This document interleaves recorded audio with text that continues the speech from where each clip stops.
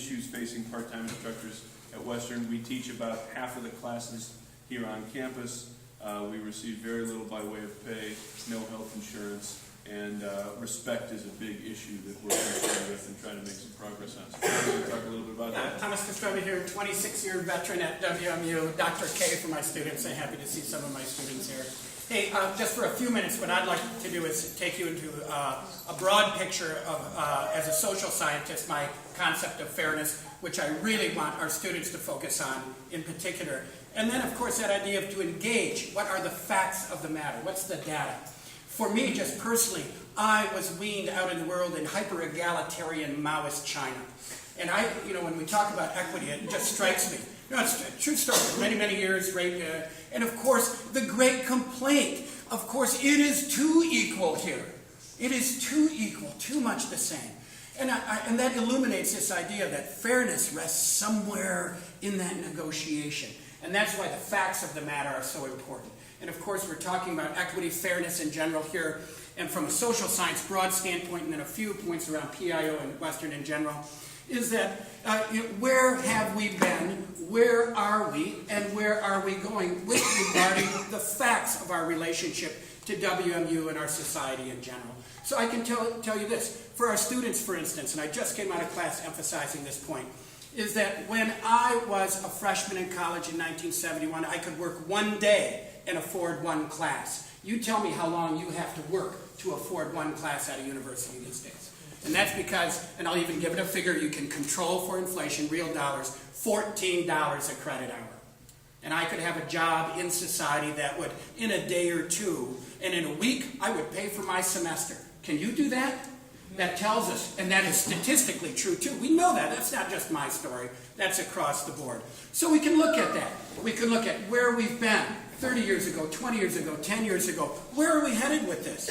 And how much disparity becomes the facts of the matter before you say, you know what? That's not fair. That's not fair. I don't want to be 50 years old and paying off student debt. And many of you will be. So that's a no-brainer for me. We're not investing enough in getting that gate. Maybe you should pay something. You're paying too much right now. But that's a political issue. For our own situation, my life is good.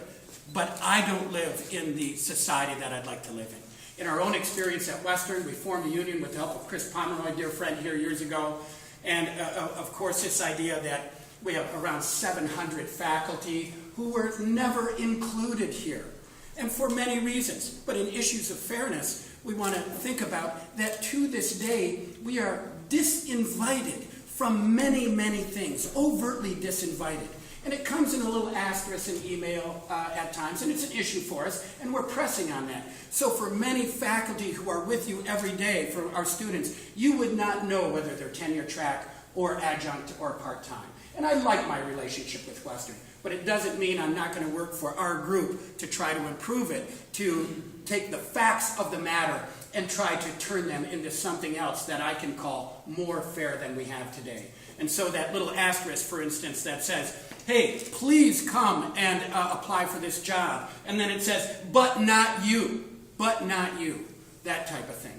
Or, of course, wage disparity, always interesting. You account for 60% of classroom credit time with students, and you're receiving what amounts to less pay than they're making at KVCC. And in fact, if you just calculate around that, you'd be in impoverished wages. So you'd meet the poverty level. So we have many, many issues to work with. Things have gotten better for us. But the point is, of course, how to get a sense of where we've been. And again, particularly for our students, I would ask you to really be driven by the facts of the matter as it has been, as it is today. And then you ask yourself, where is that headed?